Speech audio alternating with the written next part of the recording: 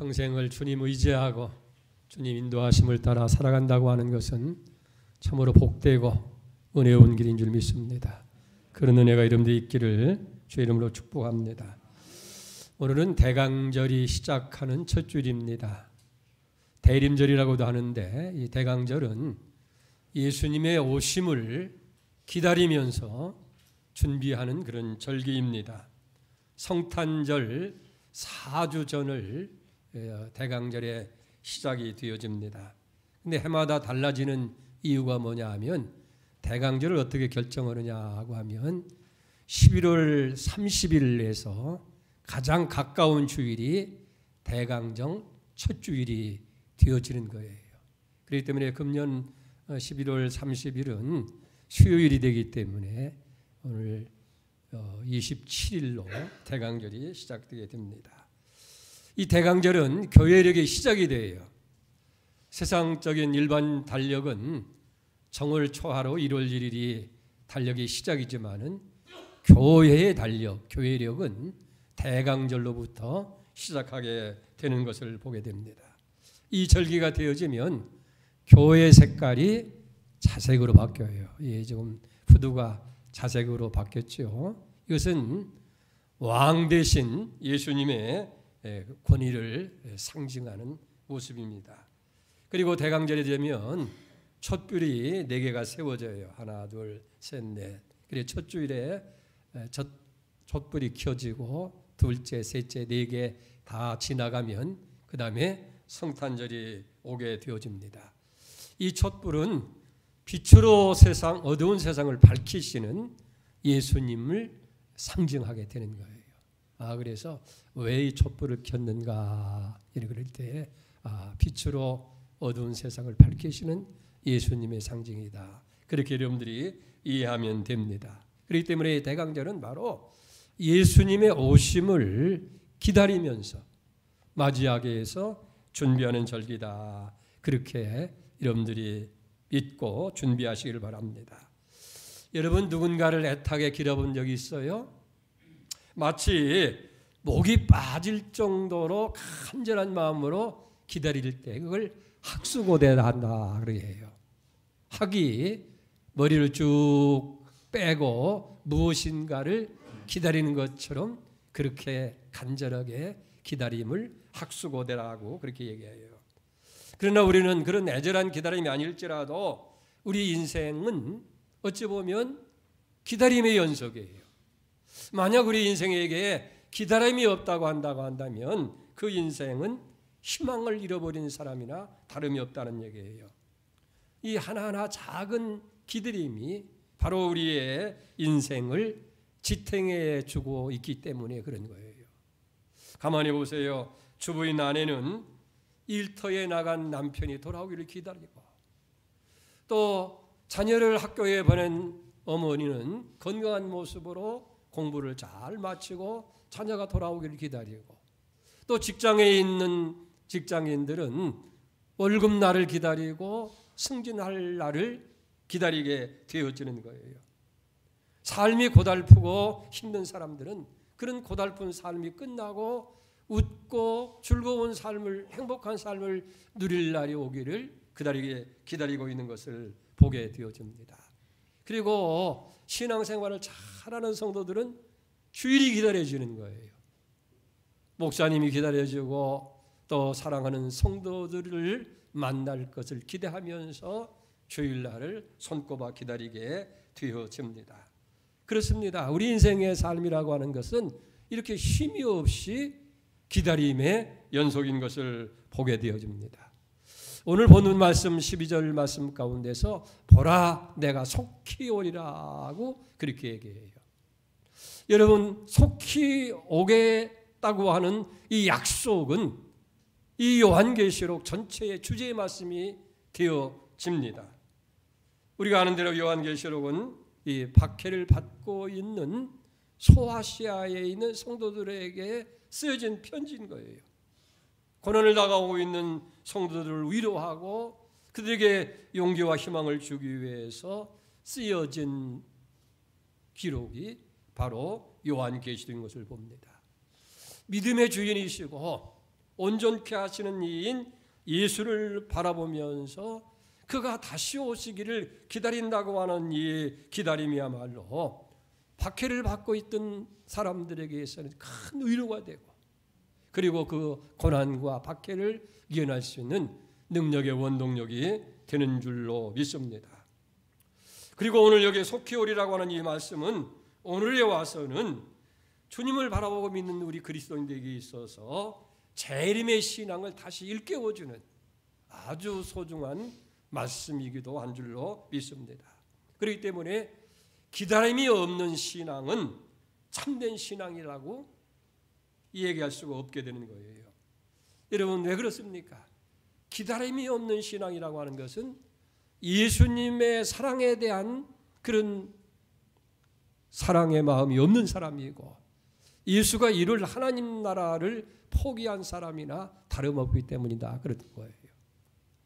지금이야 물론 교통도 많이 발달되고 여러 가지 얘기들이 많이 있어서 서로 연락을 쉽게 주고받지만은, 그 옛날에 사랑하는 남자가 외국으로 유학을 갔다고 할 때에 그 공부하는 시간이 길어질 때에 그걸 기다리고 있는 그 여자의 입장에서는 그 기다림이 참으로 길고 지루할 거예요. 모든 걸 다 마치고 돌아오겠다는 그런 굳은 약속을 믿고 기다리는 그 여인의 삶은 어떻게 되겠어요? 남편 될 사람, 사랑하는 사람의 그 오는 기다림으로 모든 삶의 스케줄이 맞춰지게 될 거예요. 그러나 기다리다 지친 여인이 주변의 강력한 그런 반대를 견디다 못해서 만약 기다림을 포기한다고 한다면 그것은 바로 사랑하는 사람에 대한 사랑을 포기한 것이나 다름없는 거예요. 더 이상 기다리지 않는다고 하는 것은 멀리 떨어져 있는 사람에 대한 믿음과 사랑을 모두 포기한 것이나 다름이 없다 하는 얘기예요.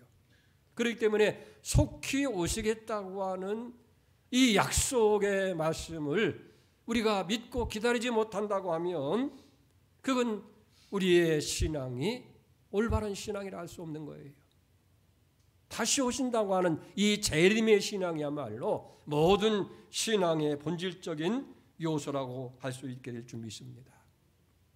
사실 우리가 성경을 보면 그날이 다시 올 것이라고 하는 이 말씀은 성경 전체에 계속되어서 말씀하고 있는 것을 보게 됩니다. 여러분, 복음서, 예수님께서 친히 가르쳐 주신 말씀과 행정이 기록된 복음서의 핵심 메시지가 뭐예요? 바로 하나님 나라가 곧 온다는 거예요. 예수님께서도 마가복음 1장 15절에 보면 이르시되 때가 찼고 하나님 나라가 가까웠으니 회개하고 복음을 믿어라고 하는 거예요. 특별히 어려운 중에 신앙생활을 하고 있었던 초대교회 성도들에게 있어서 주님이 다시 오신다고 하는 이 재림 신앙이야말로 그 가까운 데서도 오히려 더 열심으로 모이고 열심으로 저들이 신앙생활하기 때문에 교회가 성장하는 그런 모습을 보게 되어집니다. 그리고 당시의 이 재림 신앙이야말로 아주 절실한 거였어요. 오늘 우리와는 너무나 차이가 있는 걸 봅니다. 그래서 다시 오신다는 말은 곧 오신다. 그래서 이 순간만 참으면, 오늘만 참고 견디면 아마 내일이라도 주님은 오신다. 그런 절박한 마음으로 기다리가 되다 보니까 저들은 이 재림의 신앙 말로 저들의 삶의 아주 중심이 되었다 하는 거예요. 이게 어떤 사람은 심지어는 그런 사람들이 있었어요. 근데 내일 곧 오시면 뭐 오늘 일할 것이 뭐 없겠느냐, 그렇게 잘못된 생각을 가지고 있던 사람도 있어요. 그런 사람들 향해서 성경은 뭐라고 권면합니까? 디모데후서 3장 10절에 보면 우리가 너희와 함께 있을 때에도 너희에게 명하기를 누구든지 일하기 싫어거든 먹지도 말게 하라라고 그렇게 말하고 있는 것을 보게 되어집니다. 그러나 이제 이 재림의 시간이 지연되면서 점점 주님의 기다림에 대한 그 신앙이 약해지게 되어집니다. 그리고 그때 또 교회에 그것을 방해하는 그런 사람들이 교회를 혼란케 한 것을 보게 돼요. 그래서 이렇게 권면을 합니다.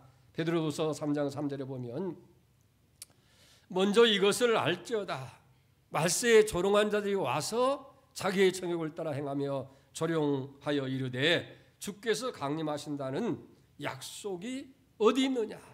조상들이 잔유로부터 만물이 처음 창조될 때와 같이 그냥 있다. 다시 온다는 약속이 어디 있느냐. 하나도 변하는 것이 없지 않느냐. 그래서 혼란을 가져오는 거예요. 이름으로 인해서 약화된 이런 재림신앙을 다시 복돋아 주기 위해서 베드로후서 3장 8절 이렇게 권면합니다. 사랑하는 자들아, 주께서 하루가 천년 같고 천년이 같다 하니 한 가지를 잊지 말라. 주의 약속이 어떤 이들이 더디다고 생각하는 것 같이 더딘 것이 아니다. 오직 주님께서 너희를 대하여 오래 참으셔서 아무도 멸망하지 아니하고 다 회개하게 이르기를 위해서 더딘 것이다 하는 거예요. 하루가 천년 같고 천년을 하루같이 참으시고 견디시는 이유는 모든 사람들이 다 구원받기를 원하시기 때문에 하나님께서 그 날짜를 미루고 있다 하는 거예요. 그런데 이런 재림의 신앙은 그 시대 상황에 따라서 강화되기도 하고 약화되기도 했어요. 시대의 상황이 어려울수록 이 재림의 신앙은 강해지는 거예요. 우선 전쟁이 난다든지 삶의 고난이 오고 어려움이 올 때는 어떻게 했어요? 이 재림의 신앙이 더 분리를 일어나는 거예요. 여러분, 일제나 6.25 전쟁으로 인해서 고통을 받던 민족들이 불렀던 복음성이 있어요. 그게 주님 고대갑니다. 낮에나 밤에나 눈물 머금고 내 주님 오시기만 고대합니다. 가실 때 다시 오마 하신 예수님, 오 주여 언제나 오시렵니까? 먼 하늘에 이상한 구름만 떠도 행여나 주님 오시는가 하고 머리 들고 멀리 멀리 바로만은 바라보는 마음, 오 주여 언제 오시렵니까? 그러나 시대가 편안하고 사람들이 삶이 윤택해지면 이 재림의 신앙도 약해지고 마는 것을 보게 되어져요. 또 어떤 때는 보면 이 재림의 신앙이 이단으로 그렇게 규정될 때도 없잖아 있었어요. 거기도 그럴 만한 이유가 있습니다. 이 너무 재림 신앙에 심취하다 보니까 사람들이 정상적인 생활을 멀리하고 금욕적인 생활을 하게 됩니다. 그래서 가정생활도 등한히 하고 부부생활도 등한하는 경우가 있고, 또 그런 재림신앙에 강한 사람들이 집단적으로 모여서 자기들끼리만이 공동생활을 하다 보니까 사회적으로 많은 무리를 일으키기도 했어요. 또 어떤 때는 주님 날짜를 구체적으로 예언을 합니다. 우리도 그런 때가 있었죠. 2000년이 가까우면서 1992년 10월에 예수님께서 다시 오신다고 하는 그런 얘기들이 많이 있어요. 다미선교의 이장님 목사 사건. 그래서 많은 사람들이 거기에 미혹돼서 끌려가고 있는 것을 보게 됩니다. 이런 영향으로 인해서 이 종말 신앙, 재림 신앙에 대한 것이 우리 신앙생활에 가장 중요하면서도 이런 일들이 있으니까 그 재림 신앙에 대한 설교라든지 메시지가 이제 꺼려지는 그런 경향도 없지 않아 있는 것을 보게 되어집니다. 그러나 우리 기독교의 핵심, 우리의 신앙의 중심은 예수님이 다시 오셔서 하나님 나라를 이룬다고 하는 데에 초점을 맞추고 있기 때문에 처음부터 주님 다시 오시는 것을 기다리고, 그래서 주님이 이 땅에 오셔서 하나님 나라, 하나님이 통치하는 하나님 나라가 이루어지기를 그렇게 기대했던 것을 보게 되어집니다. 이게 바로 재림신앙의 핵심인 줄로 믿습니다. 예수님께서도 이 영적 세계를 가르치시면서 그 나라를 기다릴 것을 우리에게 말씀하잖아요. 보세요. 요한복음 6장 63절에 보면 살리는 것은 영이니 육은 무익하다. 내가 너에게 이런 말은 영이요 생명이라고 말씀하시고, 또 요한복음 6장 27절에 보면 썩을 양식을 위하여 일하지 말고 영생이 있도록 양식을 위해서 일하라라고 그렇게 말씀하고 있는 걸 봅니다. 그렇기 때문에 재림신앙을 가지고 있는, 주님이 다시 오시겠다고 하는 그 약속을 기다리는 성도들은 어떻게 해야 되느냐 하면 이 육의 세계를 영의 세계로, 그리고 썩을 양식을 영의 양식으로 바꾸기 위해서 힘쓰는 삶을 우리가 살아야 된다 하는 거예요. 우리 성도들은 바로 이 세상 속에 영적인 것을 불어넣기 위해서 일해야 할 그런 사명을 받은 사람이라 하는 거예요. 이건 과학뿐만 아니라 정치, 경제, 문화, 교육 모든 삶 속에서 영적인 생명을 불어넣는 그 일을 해야 할 사명이 바로 재림신앙을 가지고 살아가는 우리 성도들이 해야 할 일이라 하는 거예요.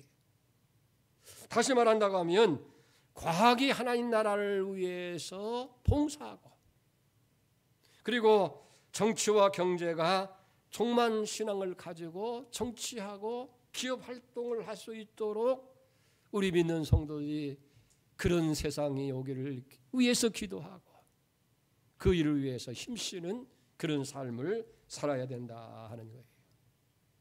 사랑하는 성도 여러분, 만약 예수님께서 이 땅에 오셔서 하나님 나라를 선포하시고 고난받으시고 십자가에서 죽으신 후에 부활하사 하늘나라에 승천하면서 다시 오시겠다고 약속하지 않았다고 한다면 오늘 기독교가 어떻게 되겠느냐는 얘기예요.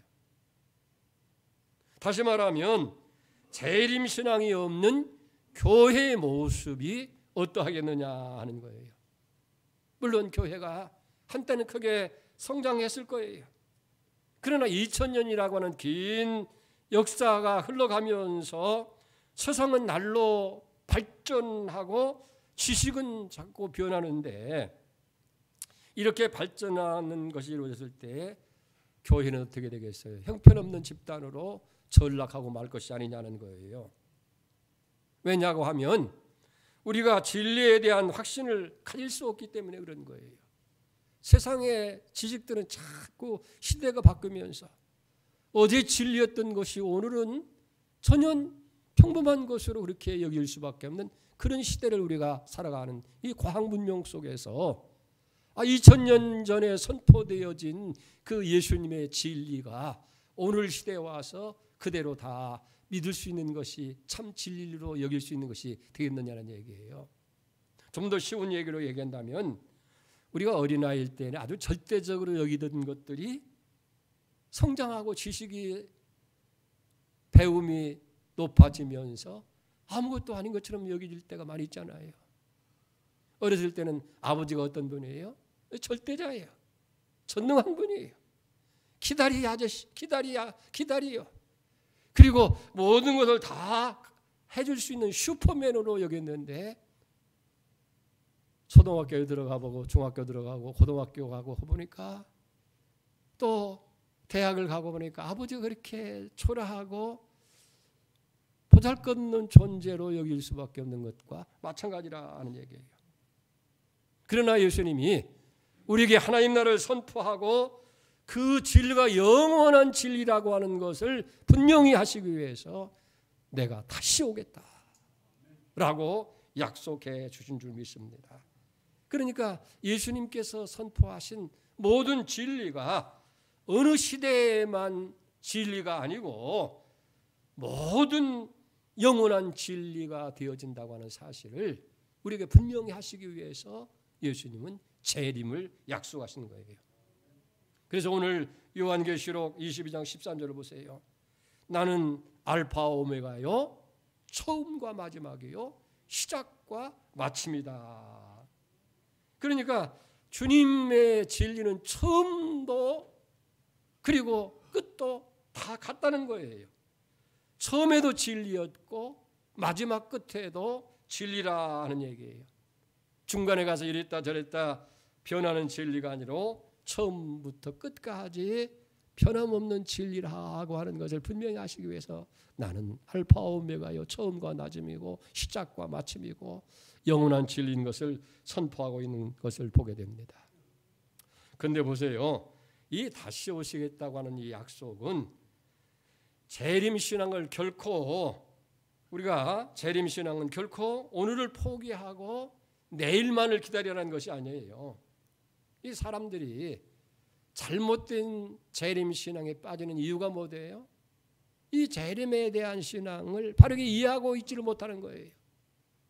다시 이야기하면 왜 예수님이 이 땅에 오시고 왜 고난을 받으시고 왜 십자가에 못 박혀 죽으시고 그리고 왜 승천하시고 그걸 우리가 분명히 알고 이해한다고 한다면 다시 오시겠다고 약속한 이 재림의 신앙도 분명하게 우리가 믿을 수 있다 하는 거예요.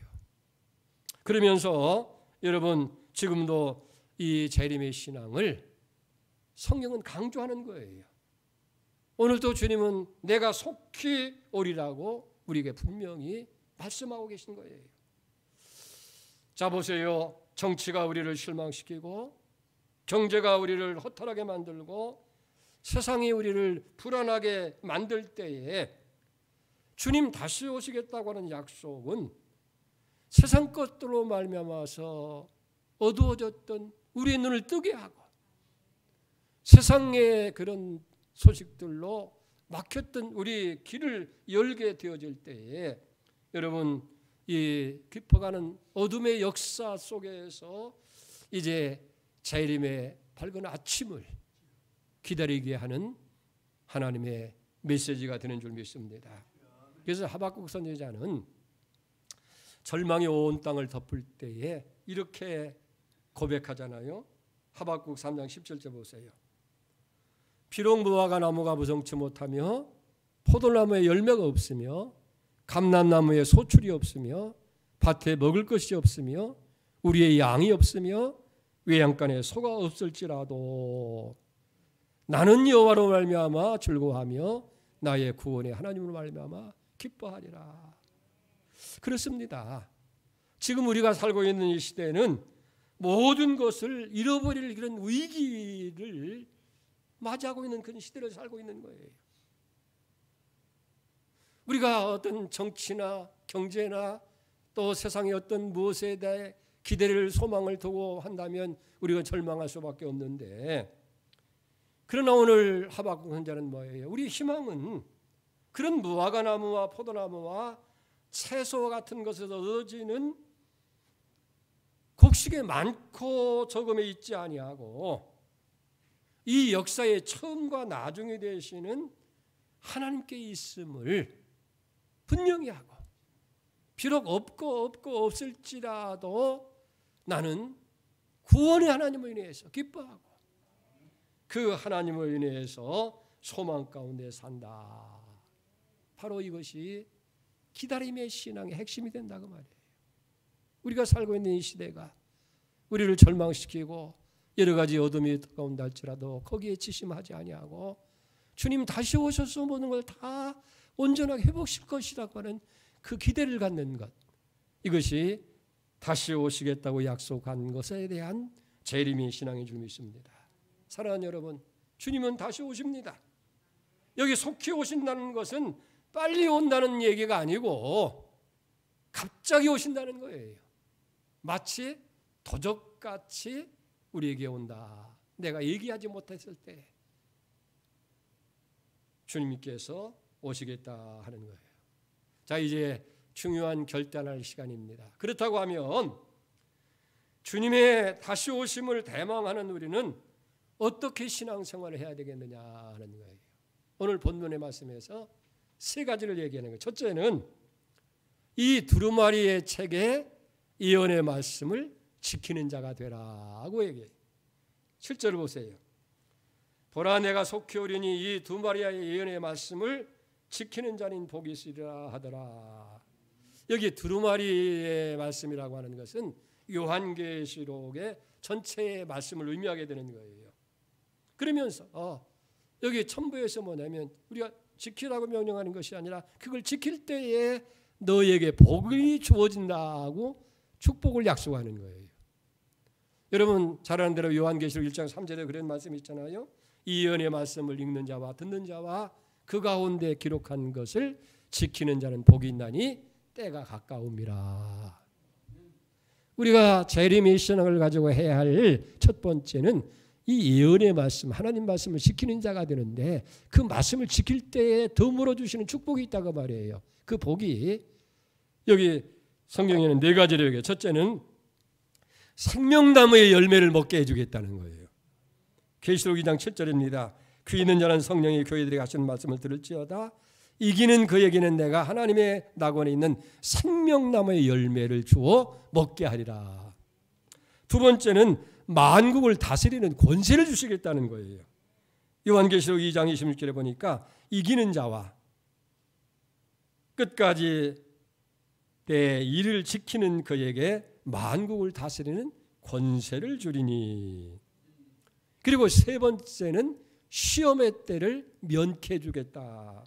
요한계시록 3장 10절 말씀입니다. 내가 나의 인내의 말씀을 지켰은즉 내가 또한 너를 지켜 시험의 때를 면케하리니 이는 장차 온 세상에 임하여 땅에 거하는 자들을 시험할 때라. 그러니까 우리가 세상을 살면서 유혹을 받고 시험을 당할 때에 그걸 면하게 피할 수 있는 길을 주신다는 거예요.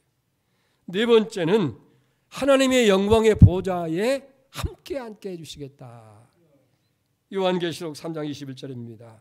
이기는 그에게 내가 내 보좌에 함께하여 주시기를 내가 이기고 아버지 보좌에 함께 앉는 것 같이 하리라. 아멘. 생명의 열매를 맺게 하고 만국을 다스리게 하고 시험의 때를 면하게 해주고 예수 하나님과 함께 영광의 보좌에 앉게 해주시겠다 하는 거예요. 말씀을 지키는 삶을 살기를 축복합니다. 그 다음에 두 번째 할 일은 뭐냐면 상급 있는 상을 받도록 열심히 일하는 거예요. 자, 오늘 12절 말씀 보세요. 보라 내가 속히 오리니 내가 줄 상이 내게 있어 각 사람에게 그 행한 대로 갚아주리라. 내게 줄 상이 있다는 거예요. 그래서 오셔서 그 상을 베풀겠다는 거예요. 그러니까 보세요. 예수님이 다시 오신다는 것은 한 번 왔다는 얘기 아니에요. 2000년에 초림 예수로 오실 때는 우리에게 생명과 구원을 주시기 위해서 오신 거예요. 아멘. 구원을 우리에게 주시기 위해서 오셨고 이제 다시 오시는 예수님은 상을 주시기 위해서 오시겠다 하는 얘기예요. 어떻게? 그가 행한 대로, 우리가 행한 대로 상을 주신다는 거예요. 사랑하는 여러분, 우리가 이 땅에서 받고 있는 대우는 오류가 많아요. 우리가 행한 대로 다 보응을 받지를 못하는 거예요. 억울한 일도 있고 손해보는 일도 있고. 그러나 예수님은 오시면 그 상을 주실 때에 우리가 행한 대로 다 주시겠다는 거예요. 정확하게.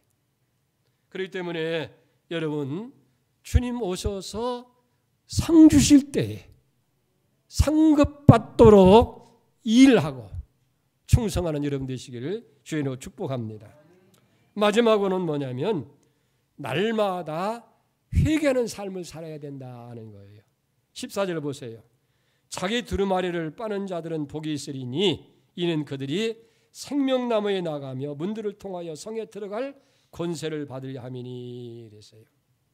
우리 믿는 성도의 종국은 뭐냐면 마지막은 천국 들어가는 거예요.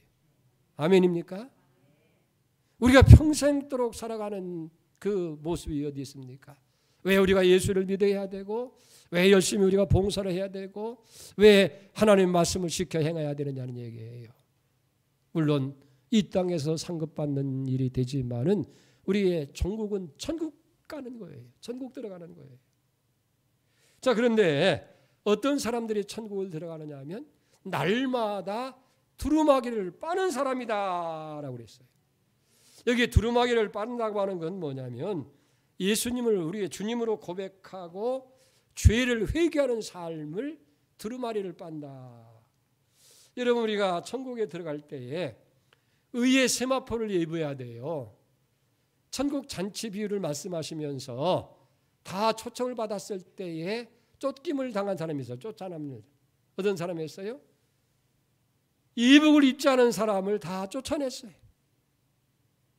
우리가 천국에 들어갈 때에 의의 세마포, 구원의 옷을 입고 들어가야 되는데 그걸 날마다 빠르라 하는 거예요. 그러니까 주님 오실 때까지 구원받은 성도들은 예수 십자가의 피로써 우리 자신들을 날마다 정결케 하는 거예요. 이미 우리 옛죄는 예수 십자가와 함께 다 사함받고 구원받은 거예요. 그 다음에 자범죄라는 것이 있어요. 구원받았으면서도 세상에 살면서 거짓말도 하고 불의한 일도 하고 예기치 않게 잘못을 저지르기도 하고 하는 건 뭡니까? 그건 뭐냐면 고백하는 거예요. 회개하는 거예요. 그러면 우리가 우리의 죄를 자백하면 하나님 밑보기로사 우리 죄를 사하시며 모든 불의에서 깨끗게 해주시는 거예요. 그게 뭐냐면 회개예요. 그래서 날마다 이 두루마기를 빠는 이 회개의 삶을 우리가 살아야 된다는 거예요. 저녁에 잠자리 들 때 주여 오늘 또 이러저런 잘못된 거 있습니다. 미처 내가 생각지 못한 것도 있을 텐데 예수의 십자가의 보혈로 깨끗하고 정결케 해주십시오. 회개하고 고백할 때에 하나님 이쁘시고 이루셔서 모든 불의에서 깨끗게 하신다고 그랬고 그 아들 예수의 피가 우리를 모든 죄에서 깨끗게 하신다고 그랬으니 깨끗게 해주십시오. 그 고백, 그 기도가 우리에게 있어야 된다는 얘기예요. 그래서 요한계시록 7장 13절 14절에 보면 장로 중 하나가 응답하여 내게 이르되 이 흰옷을 입은 자들이 누구며 또 어디서 왔느냐? 내가 말하기를 내 주여 당신이 아시나이다 하니 그가 내게 이르되 이는 큰 환난에서 나오는 자들인데 어린 양 피에 그 옷을 씻어 희게 한 자들이니라. 그래요. 어린 양 예수의 피로 우리가 우리 구원의 옷을 의의 세마포를 하나님 주신 그 의의 옷을 날마다 빠는 이 회개의 일이 우리에게 있어야 된다 하는 거예요. 여러분 강림절 첫 줄입니다. 다시 오시는 주님을 기다리고 준비하는 오늘 오실지 내일 오실지 먼 하늘에 이상한 구름만 떠도 주님 오시는가 하고 주여 언제 오시렵니까? 이 기다림이 우리에게 있어야 되어지는데 주님 오셔서 뭡니까? 모든 걸 다 다시 회복시켜 주시고 우리에게 상급을 주시고 영원한 하늘나라를 상속해 주는 그것이 다시 오시는 주님이 하시는 일인 줄 믿습니다. 우리는 이 대강절의 절기에 다시 오시겠다고 하는 약속을 굳게 믿고 재림신앙으로 무장을 하고 주님 다시 오심을 여러분들이 날마다 대망하는 삶, 이 연의 말씀을 지키고 상받는 일을 하고 그리고 우리의 세마포 두루마기를 빠는 이 회개의 삶을 계속 살아가는 그런 은혜가 여러분들 있기를 주의 이름으로 축복합니다. 사랑하시는 주님, 2022년도 대강절 첫 주일을 맞이합니다.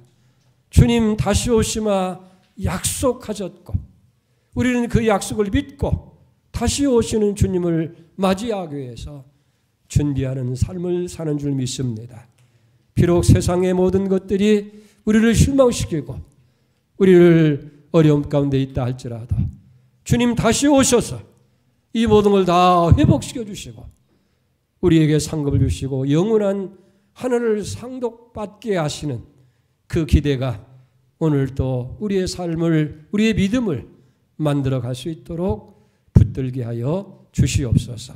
그래서 날마다 이 연의 말씀을 지키고 상급받도록 열심히 일하고 그리고 구원의 옷, 이 의의 세마포 두루마기를 빠는 회개의 삶을 계속하는 저희들 되게 하여 주시옵소서. 예수님의 이름으로 기도 올려옵나이다. 아멘.